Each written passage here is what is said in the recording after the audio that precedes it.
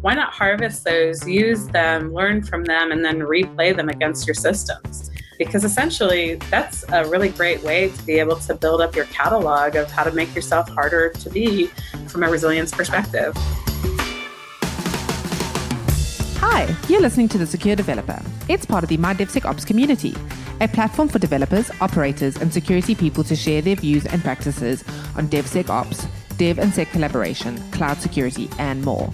Check out mydevsecops.io to join the community and find other great resources. This podcast is sponsored by Snyk. Snyk is a dev-first security company helping companies fix vulnerabilities in open source components and containers without slowing down development. To learn more, visit snyk.io. On today's episode, Guy Podjarny, president and co-founder of Snyk, talks to Shannon Lietz. Shannon is a multi-award-winning leader and security innovation visionary with 20 years' experience leading and motivating high-performance teams. She has received a number of awards, including the Scott Cook Innovation Award in 2014, for developing and cultivating an innovative cloud security program to protect sensitive data in AWS. She has a development, security, and operations background, working for a number of Fortune 500 companies. She is now at Intuit, where she leads a team of DevSecOps engineers. Hello, everyone. Welcome back to The Secure Developer. Thanks for tuning in. Today, we have really maybe one of the kind of originators, the sort of the pioneers of DevSecOps with us, and really kind of a bright security mind in Shannon Lietz from Intuit. Thanks for coming on to the show, Shannon. Super excited to be here. I love this show. So, Shannon, we have a whole bunch of topics to cover. Before we dig in, tell us a little bit about yourself. Like, what is it you do? How you got into security? Awesome. Yeah, I've been in this industry for over 30 years, and that makes me sort of a dinosaur, as I always say. I feel like the place and journey I'm at is to really try and help the industry and take some of the lessons I've learned over that long career and really try to make a change. So, my goal at this point is really to make a dent in the security problem as a goal for my life and my career. As part of it, I got into this basically with lots of curiosity and didn't even realize it was a mostly male journey.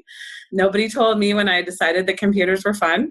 And I learned through lots of hard knocks that basically this wasn't a path carved out for women. And I thought, what, the heck with it. I always do things that people tell me I shouldn't be doing.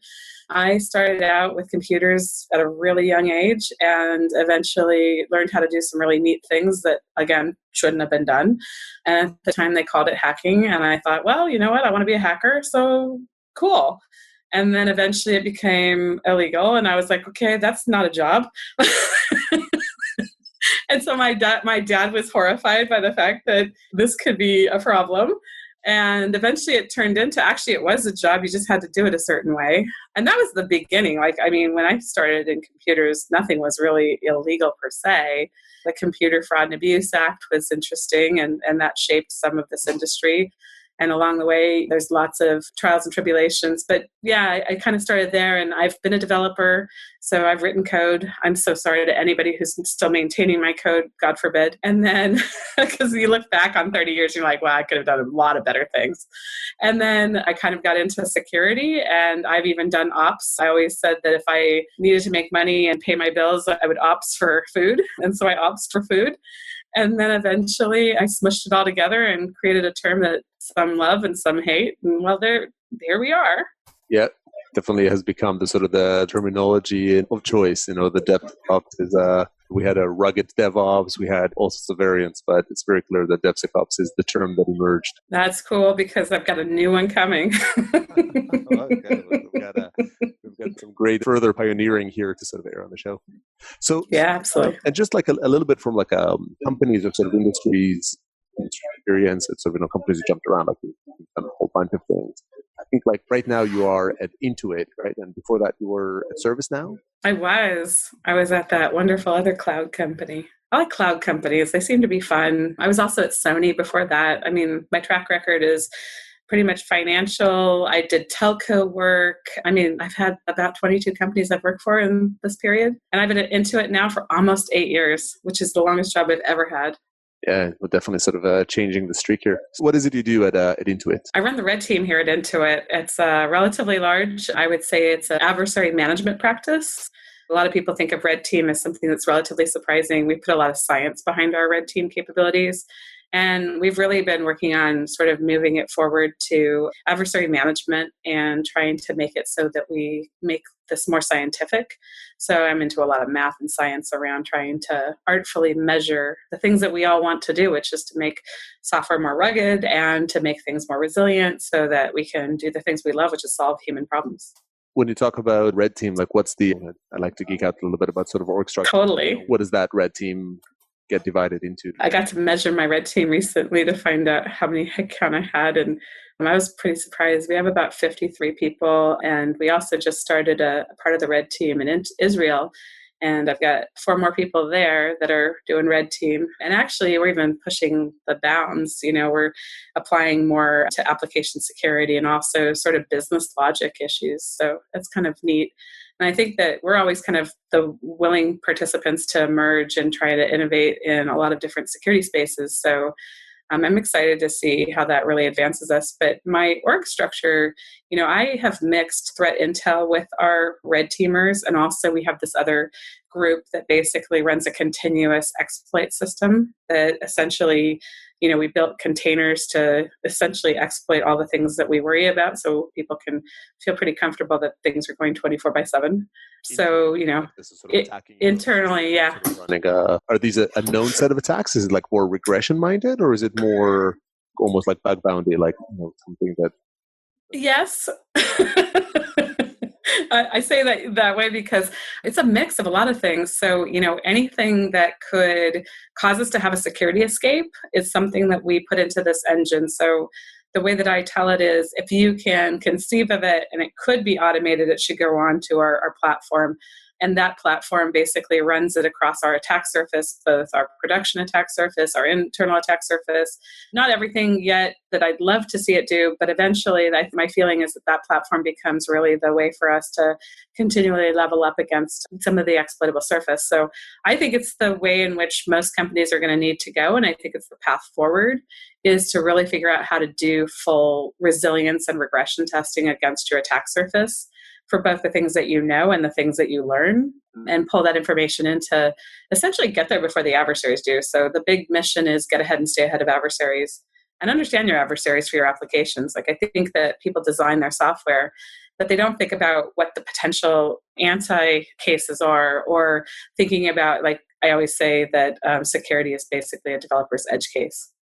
And so, the security edge case is really important, but a lot of times people don't have time for it. So my job in my mind is to make it faster for people to think about the edge case that is going to give an adversary an advantage, to allow business to do what it needs to do and figure out where the risks are to help mitigate those risks so that we can do the things that help solve customer problems. Instead of, everybody's been talking about the road to know. And I got to tell you, early in my career, I was the road to know. And everybody would rat around me. It was the coolest thing. I was definitely that little picture with the little house in the middle or the little guard shack in the middle and the gates and, the snow. And I love that one because it's always a reminder to me. I actually framed a copy for myself so I could keep myself humble, because the people that now I feel like we support and subscribe to the things that we do to help them, they're coming, they're asking. And that behavioral change was something that had to start in us first, in me first, and then basically extends out to everybody that you touch and help. And I think that being meaningful in their lives to try and help change how people think about things is actually the journey forward for security. So for me, this adversary management capability has extended into things like we're using AI ML now. My team fully codes. When I first started this, I remember I have this really cool little, with DevSecOps, I have this really cool little presentation, and I framed that for myself because, you do these things to remind yourself of where you came from. And it had like a snail and a hare in it, and a little lane that I developed. And I was trying to explain, basically this was the path to go faster in a secure way, in a safer way. I'll never forget that because I delivered it here in San Diego to the ISSA. And it was a small room of about 30 or 40 people who had never heard of what DevSecOps was. And they were like, this lady's crazy. And, I think it's been 8 years since that talk. And it feels like it just flew by. And there's so many people now that you hear are starting to see more security in software, that their products and services are getting better. Is it perfect? No. But have we taken a significant dent out of the stuff that was out there at one point? I think the answer is yes. Like, I just saw some metrics from GitHub about how the fact that they have vulnerabilities showing up, and 20% of all the vulnerabilities that are showing up, they basically have seen that they're getting closed. That's in no small part to a lot of companies that are out there that are providing that information to developers so that they know about these things, so that they're not having to go figure it out on their own. I mean, for the companies I've worked for where that wasn't available, developers were like, what should I worry about? And we're like, oh, we just need to go get CVSS for you. And here's a FUD of a spreadsheet. Go figure it out for yourself, dude. Thanks. And I think that was a serious problem because it inhibited their ability to develop safe software because they didn't have the time to go figure out and crunch the spreadsheets. I mean, let's all be honest. That's basically a full-time job for a security practitioner. And somebody has to be able to build the software so you can do something with it. So from my perspective, there's a lot that goes into this. There's like a bunch to unpack, right now, and I want to make sure, I was kind of taking like a bunch of sort of subsequent questions. So let me backtrack a little bit. So first I love that notion of that continuous test. Yeah, the system continuously exploits the elements. So, like I've often thought about like bug bounties and the likes as almost like the continuous monitoring, right? The performance monitoring of telling you if something is wrong. And I think this type of internal system makes a lot of sense to ensure that the questions you know to ask, at least alongside the red teaming and the creativity, get continuously asked. You don't go back, and that you can apply that at scale. How do you maintain that? Like, do you take feeds in from basically the botnets out there? Is it more about fixes or sort of problems that you've already sort of seen in your surroundings? What would you say are rough primary ingredients of the types of attacks that get run? Oh gosh, we take in everything. If there's no data set, I turn away because honestly, there's always nuggets in everything. So they always tell you like no two scanners actually scan the same things. They never scan them alike the same way. And I think people are really creative about how they test for security problems. So we take in any bit of data we can get. We've taken in stuff from a variety of product vendors who do scanning. We're looking at the bill of materials companies, all the stuff that we can get from them. Anybody who's basically asserting a CVSS score, a CVE score, a score of any type that would actually reflect a vulnerability or a significant risk, all of those things are useful. To me, they're lagging indicators, however. And so the other things that we take in is threat intel. So we're constantly looking for vendors and providers that have information that can help us get ahead. Why not be able to find the 0 day? Or what about signatures that are actually written against your company specifically? Why not harvest those, use them, learn from them, and then replay them against your systems? Because essentially, that's a really great way to be able to build up your catalog of how to make yourself harder to be from a resilience perspective. And so that took a lot of years to learn, I will tell you. Like, this is not, hey, by the way, this is what we're going to do 8 years ago. It was a lot of trials and tribulations and my little sign on the back wall here that basically says, bang your head here. It's been banged a lot of times. I mean, hey. So like you take all that information and then your team, you said, codes and builds it. Like this is sort of an operational system that runs those exploits against production or more against sort of staging system. Like how do you handle that? What is production? I mean, that's really cool. I mean, we got rid of that in 1980? No, I'm just kidding. Production to me is everything. Nowadays, even development systems are production, right? And even a lot of these capabilities that are out there, they're significant in a way that you'd think, but pretty much at this point, like if your developers are down and your productivity is lacking, aren't you down essentially? Absolutely. Love this sort of the approach, like all these systems are production and they're all kind of impactful to the systems. Oftentimes, one of the concerns that happens when you sort of run these continuous tests against the customer facing, maybe the more traditional production. When you run it, there's always this fear of, hey, you're going to mess something up, right? If you're exploiting. Don't take production down. And it's the one rule, right? Exactly. That one rule. Don't take production down, which is why you got to think about everything as production. Like if you delineate that this system is okay, but that system is not okay, to me, you miss the major principle, which is if you're going to do resilience testing, you need to be mindful of the things that you're testing. You need to test your tests, right? So like that's a thing. You need to be able to build your tests in a meaningful way, like not just throwing garbage at a system, but throwing something that's precision oriented, that you're looking for a specific issue and that you're actually harvesting that issue as an escape, not that you're poking around at it in a way that actually doesn't really provide that precision. My mindset about testing and production and resilience testing is that major principle. Like everybody's always said, like, what are your rules for your team? And I'm like, I have one rule: don't take production down. Because honestly, that's actually a meaningful issue for most companies, especially ones that are in the software industry. So I think the second piece of this puzzle for us is build enough capability in your teams to understand what's a good test, what's not a good test, have that scientific set of principles about how you actually develop those tests to be able to make it so that they work in your organization. That's essentially why I think I'd love to say that eventually this tradecraft will be able to be moved into the teams. That's possible. And I think that as we commoditize in the industry, that these tests that you could run are actually being built by external companies, and there's ways to actually create them and they can be tuned and tweaked and developers could run them. I think it absolutely is possible for us to get to true DevSecOps, which is a developer can build safe software, operate it, and they can eventually continually secure it and have it resilient against attackers. Like I eventually think that that is possible for an individual to be able to do those things, but not without assistance. It's not without buying specialty capabilities. So we have to, as an industry, in my mind, be able to create that nirvana so that we're not also burdening people. And so what I would say right now is if you look at like some of the surveys that have come out, the DevSecOps surveys about burnout and some of those things, well, the problem, and I did a huge study on this, is we're not seeing enough investment in small businesses that are trying to solve the commoditization of security yet in the way that it's actually going to be meaningful. Because I'm not sure that people really grok the full problem space of making it so that developers could leverage these services and capabilities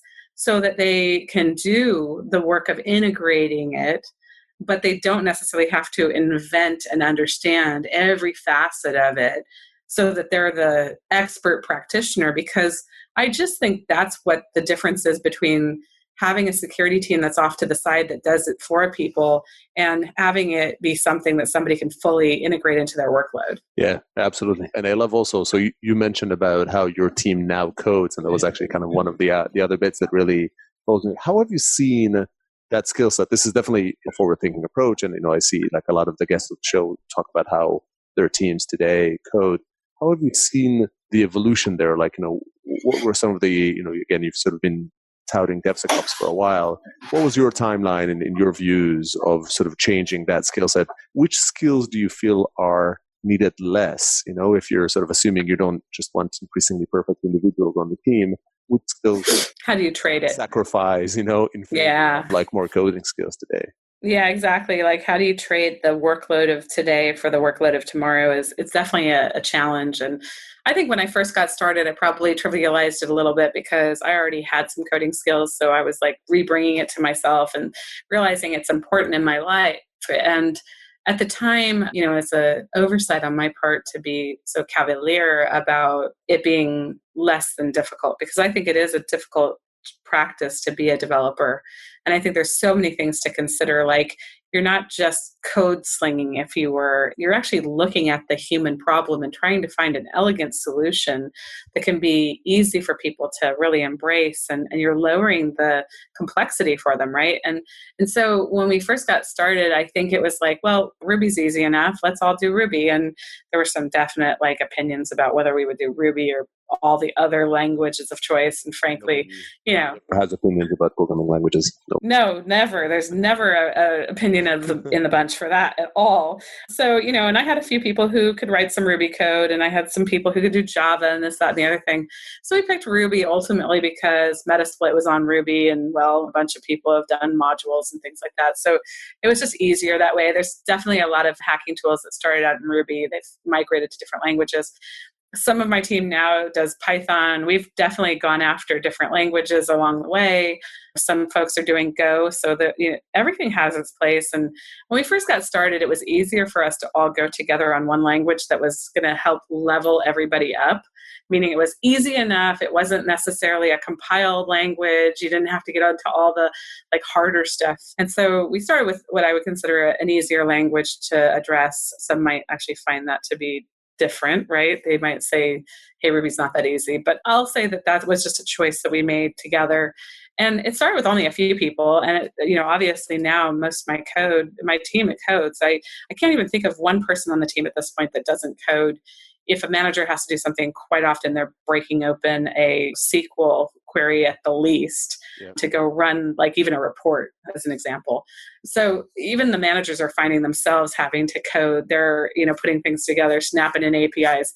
So that was a big thing. And now, so the question is, what do you really trade off? And I would say, and I'm going to say it because I think it's really what does get traded off. I think your code migrates from policy into code. And so you're not writing as many documents, frankly. I think that code that's well documented is really a wonderful thing. I don't think enough people put enough comments in their code at this point. I read code all the time and I'm like, could you just comment a little bit more? I don't know why you made that choice. And that nobody has any opinions. No opinions, no strong opinions at all. Over commented code is also a disaster. So, I know. Yeah. But I would say where the industry seems to be heading is we're lightening up on documentation. There's reams of paper that are being saved in trees across the world that have been released from the horrible death of paper policies. So I think that's actually where some of it's coming from. I also think that the other thing that is fueling the ability to migrate from one to the other is there's not as many meetings. It used to be that security was a meeting after a meeting after a meeting. And so the time that you were sinking into those things to go convince people and whatnot, it's for them to go do the work and you to manage them doing the work. And all of that is basically being walked back to, hey, I have code that will solve that for you. If you could adopt it, that would be great. And so literally I'm seeing programs being built by people who know what needs to go into them. And that gets converted into something you need to onboard. And so it's really migrating towards security is migrating to the way of microservices, if you ask me. Yeah, those are kind of great insights, right? Fundamentally, if you build solutions, you build tools, you're a service provider. You don't need to be peeking behind people's shoulder all the time, which in turn, in the form of meetings, or sort of, chasing somebody to read a document, which kind of cleans up your time. So absolutely. So we're building, you've got kind of this reality, right? We're evolving. Kind of made all sorts of comments as well about, maybe not quite as fast as we want it, but some evolution in the industry. What would you say today? We talked a little bit about sort of DevSecOps, so if we sort of cling to that term, what would you say are the biggest gaps? What's rolling it out and rolling out the mindset? What areas do you feel we don't know what to do yet, or people are especially resistant to? The stuff that I like to dig into. Over the years, there's lots of insights here. I would say that the biggest aha moment for me, the needle mover that's really starting to fuel people coming closer to a better state, is having measurement. And, all the maturity models are kind of right. It just takes a while to convince yourself that they're kind of right. I used to love and hate maturity models because you're always writing so many documents to get to level 3. I keep telling people, why do you need level 3 when you can get to level 4? Which is really measurement. So I would say that the DevSecOps thing, along the way, the real challenge, we keep saying culture, but what I am finding, and it's, again, aha moment, is it's really about how we talk about security and what it means to our businesses. And having some of that business acumen as security practitioners is just sort of missing in our industry. And now I'm spending a lot more time thinking about the business, if you were, and what does it mean to have risk tolerance, as an example? Is what security does actually thought about at the business level? And the answer commonly is yes. Most companies consider, especially public companies, because they are required to report on significant changes and outages, especially if they're going to be materially impacting revenue and things like that. So I would say that the business is definitely attuned to the fact that those are happening. I think the challenge is, how do you actually take something that's non-monetary? So, things like fraud and other types of outages, they might be monetary, but some things are non-monetary. So as an example, you might have an event that happens, an incident that happens that takes time to resolve. And you may have an investigation that you have to go do to make sure that nothing bad happened, right? And the question is that something for the books? Is it in your risk tolerance thought process? And so I think that's sort of something that DevSecOps needs to address. I think another couple of DevSecOps things that need to be addressed is, where's the market? I mean, we really do need to commoditize. There are not enough capabilities and products out there at a significant level, and the science of how you apply them, we just haven't figured out how to really get developers yet into the mix. And so my belief is that companies that are actually trying to solve the developer problem, being able to adopt commoditized capabilities and services where you take security knowledge and capability and you package it all up and you make it developer friendly so they know where to put it in their CI/CD pipeline, has a significant impact on making their software more resilient and the usage of their software pretty good too. Amen to that for sure. You and I kind of both talked a lot, and one of the topics we're excited about covering here is indeed trying to kind of crack the sort of measurement problem. And you've kind of alluded to a new buzzword, sort of a new framework for us called Securability. Tell us about it. I am super jazzed about it because we put a lot of time and effort into sciencing the heck out of security, right? I guess that along the way, I used to have other measurements that I thought I can get. If I could just teach a developer how to use this metric, it'll blow their minds and they'll love security and they'll do something about putting security into their stuff. I guess I kind of changed my mind about the quest, and I realized actually I need to figure out what developers care about so that I can have them understand what security means to them, so that we can actually get them to address it as part of their process, whatever that might be, whether they're using CI/CD or they're hand jamming their code. I mean, there's a lot of different ways in which software gets built. But essentially, measuring the resiliency of software from a security point of view is essentially the craft, right? And so the idea behind a measurement that moves the world forward, I think, is in understanding the behavior you want. And in my mind, the behavior I want a developer to be able to decide whether or not the security they have for their product is good enough. So from my perspective, Securability is a 5 nines measure, because if you're going to do anything, you make it 5 nines. Yeah. I mean, I learned along the way. I worked for a telco. You learn a lot about 5 nines. And eventually you get told, no, 5 nines isn't enough. And you're like, are you serious? But I'm just going to go for the 5 nines. And honestly, if somebody can show me a 5 nines secured system, I would love it. It would be amazing. I would say so, right? So, and the way we've thought about this is kind of meaningful, is that you can utilize Securability at a very low level on a single component, a library even, and you can also roll it up a little bit at a time, right? Being able to roll up measures, I think, is also significant. And that has, I think, a meaningful piece of the puzzle. So from my perspective, Securability being 5 nines means that it's now something that you don't actually have to teach a developer what 5 nines means. So you've already lowered that intensity of learning, right? Because you're already applying something that they're pretty consistent with. The question is then, what's the denominator? So from a security practitioner's perspective, well, we've all wanted to know what the bill of materials was for anything we work on. So if you can imagine CMDB and some other types of systems that are providing resource understanding for you, so you know what your attack surface is. Like, there's all kinds of companies out there right now that are trying to tell you what your attack surface is from the outside vantage point of an adversary, so that you know, like, hey, that's on the internet. Did you know that? And people are like, oh my God, I didn't know that was on the internet. And honestly, I think those are amazing companies because they're really solving the denominator problem of basically figuring out what your bill of materials is. Once you figure out what your bill of materials is, then you essentially have the opportunity of figuring out all the known defects that are out there that could actually have a meaningful impact on your attack surface. So as an example, you might have a CVSS 10 that's out there. And that's going to apply to a handful of your resources, maybe, or all of them. Let's say you had 1 million resources with the same CVSS bug. That's a bad day because that's a lot of attackable surface, right? So, and then the question is, like, so what do you do with that? What's the numerator on it? And the numerator is the escape. And I like to say that escapes are a variety of different things. I'll start with just the simple one, which is you got an internal red team, they pwn you, they send you a ticket. In our case, it's a P0 ticket. You want to basically take that P0 ticket over all that exploitable surface. And if you only have one on all those different resources, it means, hey, you're really firewalling great. You probably have good zoning and containment. Fantastic. You've got some mitigating controls in place and you're 1 over a million. I would love to be 1 in a million, right? That would be amazing. Again, your securability is going to be super high. So 1 in a million, awesome. Let's just say that you had a 1-for-1 problem. So let's say there's actually only one system out there that has a problem, but it's literally like you're going to get an escape 1-for-1. You have 0 securability. Like that's a big problem. And the question then is, once you have that ratio, let's just say you have 0 securability against that particular issue.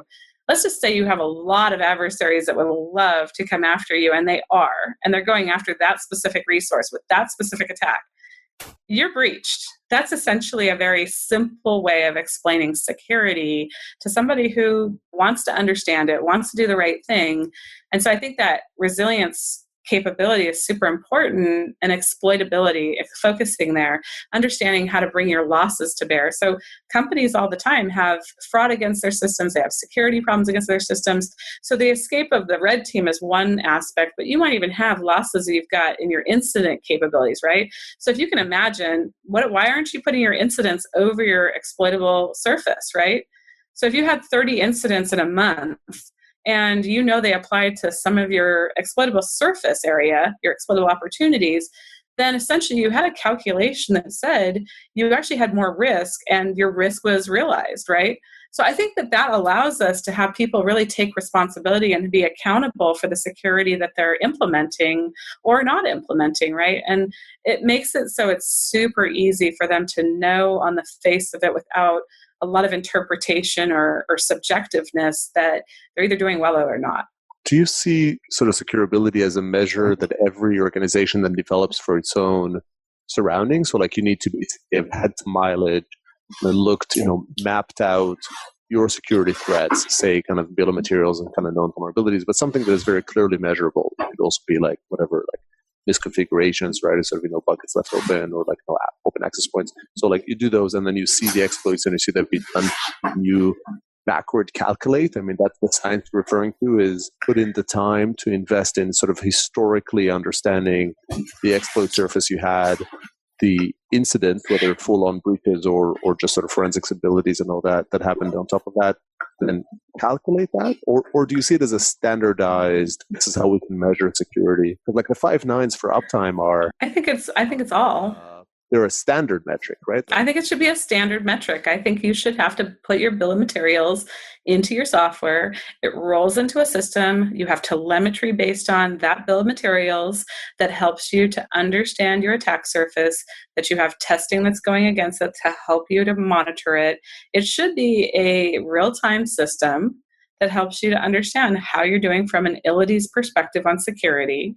And it's measuring your resilience constantly. And if adversaries are measuring your resilience too, then it should help you to find those problems as well. And I also think that you should be able to leverage that same methodology to go backwards looking and figure out like, hey, did we miss something? So to your point, could you hand calculate it? Absolutely. It'll be really easy if you have a bill of materials.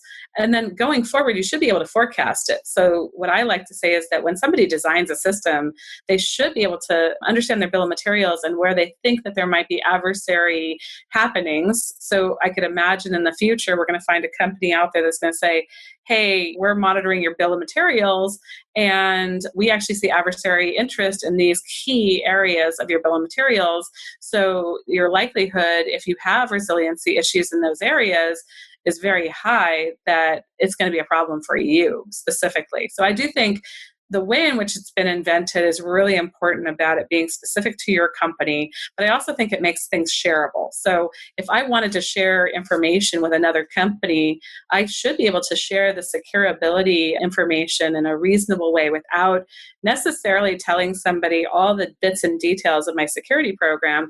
And hopefully that's also helping people have the conversation that says, hey, yours is 99.9%, but mine's 97% because we don't see the same adversaries as you do. And the amount of adversaries that we encounter is much less. And people are having those risk-based conversations in a meaningful way at a business level, because really this isn't just to solve for developers, but it's also to solve for people that have to have those conversations where you're not talking about, hey, you're not doing it the right way, like the how isn't the thing of focus anymore.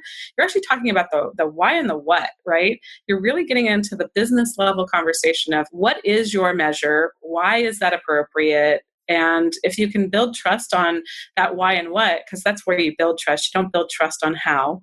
You build trust on why and what, then you can actually create a meaningful ecosystem of people who are doing the right thing for the right reasons, with the right intent, so that you can establish a much bigger barrier against adversaries. And how do you see, I mean, I think the idea is compelling in the sense, like we all aspire to this sort of measure of how secure you are, or, securable you are maybe in this term. How do you meld in, I think the bill of materials and the known components, while there's some, disagreements in the industry, it should have some factual elements of like, you're using this component, it has this known vulnerability. How do you see, or sort of custom vulnerabilities that are also security risks, dev related, fit into this, like vulnerabilities in your code or a misconfiguration? Oh, I love that conversation. It's not a different score, all the same. I'm so tired of us talking about whether it's in the library, outside the library, upside down from the library, who cares? It is all part of the bill of materials. So if you have a configuration, it's part of your bill of materials. You configured it a certain specific way to work with your software package. And we really need to focus on the bill of materials standard that says, this is actually, if I had to look at your system, rebuild it, whatever it might be, I could actually have information that suggests what risk you took and why. So if you wanted to leave open port 80, I shouldn't have to find it out from some scanner out there in the world. I should know your intention was to leave open port 80, or it was a mistake and you're taking accountability for it. You're having a system that even knows that your intent was this design. So that bill of materials is actually also about your design constraints, and your design intent is really important in my mind. So in this model, the more detailed your bill of material, to an extent, if you provided more information, you might actually get kind of a lower score, but you're not tricking anybody, like it's your own. It's your own system, you're trying to do it. So the more information in it, the more accurate your score is, whether it's higher or lower. That's right. And in addition, you benefit from providing a much more accurate bill of materials, because the downside to not doing it is that adversaries actually find it before you do, before your friendly partners do. It would be much better to be accountable for good security than to find out from bad guys. So from my perspective, it's only benefit to be able to identify these intents and design so that you can actually root it out. And I think that's about the principles of resilience, right? Is we all want to be resilient, but if we're afraid to actually put this information in because we might be judged by it, I think I would rather be judged by an internal friendly red team adversary than to be judged by an external unfriendly adversary who's going to cause your company to have challenges, right? So from my perspective, they're very different. Yeah, very well said. Have you been experimenting with Securability within Intuit? Are you sort of using that measure? Yeah, absolutely. We've been working with it directly for about 1.5 years. And so we've got lots of information, data. We've done a lot of work with it. And I would say in the initial states of doing anything different than the rest of what everybody else does, your why is so important. And honestly, I started looking around in the industry and I questioned a lot of the things that were out there because they just weren't solving some of the problems. Like I believe Securability will eventually lead to the capability of us all automating it and even making systems be able to do self-resilience. Like if you have a good intent and you can do resilience measurement, eventually we might be able to automate risk most of the time, right? So automating risk and complexity, I think, is a thing to actually chase. And I was looking at most of the things that were out there, most of the frameworks, and there's nothing to say that they're bad, because I actually think most frameworks are pretty awesome that somebody even tried it in the first place. But I don't see anything that's really solving for that notion of automating this so that it can actually be done by a system, and it can be something that can be a support system for your developers. So from my perspective, that was sort of the why. And I think at Intuit, we've done a job to basically try to always be better than we were last year at everything that we do. And so that's a wonderful aspiration, and I love the mission. So from my perspective, Securability has become a thing. Is it in its final states? Are we fully mature on it? No, we're not. I am definitely interested in the things that we have ahead of us because Securability is worth it. And I think that solving for these problems, they're no small feat, because just like DevSecOps, what Securability is missing right now is the companies that are going to help create it, change it, commoditize it, make it easy to digest, make it consumable. And if you look at the availability market, that's what Securability could be for our industry. Is you look at the billions of dollars that have been generated by monitoring and availability capabilities that are out there. And there's a real market opportunity to be had around trying to bring this to bear for our developers. Yeah, I love the idea. And, we talk about, if I kind of echo this back, you're painting a picture that is more than just sort of measuring security, because it is about capturing sort of the full, more than security, but also specifically kind of security related information, from configuration to dependencies to kind of known flaws to various other elements within this sort of bill of materials that moves around.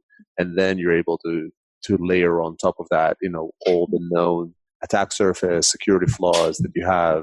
And then once you do those, then you measure it. Because if DevSecOps kind of follows the DevOps steps, then one of the core principles is you can't measure it. If it moves, measure it. If it doesn't move, measure it in case it moves, right? So that's right. not doing it in the world of security. So would definitely kind of be keen to sort of see it evolve, and definitely kind of play a role on our end. I'd love that. I think this is we can probably kind of go on here for for hours, probably an hour longer. But I think we're probably a little bit over already in time. Before I let you go, Shannon, I like to ask every guest that comes to the show, and you've already given a whole bunch of advice, but to ask for one more bit, which is if you have one kind of smaller bit of advice that you can give a team looking to level up their security foo, what would that bit of advice be? Yeah, somebody who's looking to look up their, security skills and try and up level, I would say the one question you should ask yourself is, how many adversaries does my application have? Because it's the curiosity around that question that will lead you to better places. And that, I think, just having that goal of trying to solve that question will lead you down to find people that you can contribute to or collaborate with that will help you answer that question. And I think once you do answer that question, it's mind-blowingly obvious what you have to do to fix the problems that might actually be in your applications and in some of the code that you are writing. Very cool. Well, it's definitely sound advice, focus. So, Shannon, this has been excellent. Thanks a lot for coming on the show. Thank you. Thanks for listening to The Secure Developer. That's all we have time for today. For additional episodes and full transcriptions, visit mydevsecops.io. If you'd like to be a guest on the show or get involved in the community, you can also find us on Twitter at @mydevsecops. Don't forget to leave us a review on iTunes if you enjoyed today's episode. Bye for now.